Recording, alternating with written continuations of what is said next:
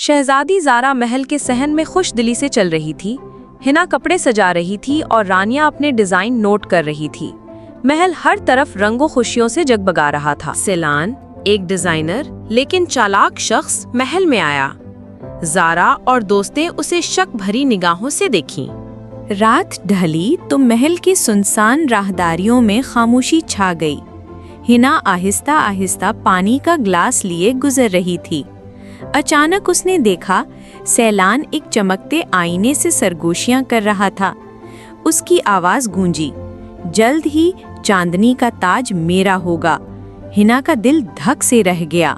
हिना ज़मुर्द तराश रही थी। रानिया चमकता हुआ हीरा साफ कर रही थी। जेवरों का नूर चारों तरफ था, लेकिन अंधेरों में सीलान छुपा उन्हें शक भरी निगाहों से देख रहा था।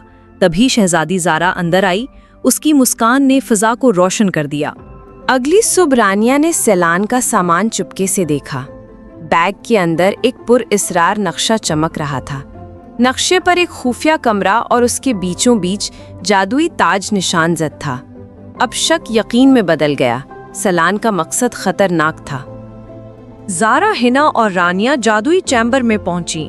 सेलान, जो चांदनी का ताज चुराना चाहता था, दोनों हाथों से ताज की तरफ बढ़ रहा था। नीले क्रिस्टल रोशनी से चमक रहे थे। ज़ारा ने गार्ड्स को हुक्म दिया और सेलान, जो महल के लिए खतरा था, गिरफ्तार हुआ।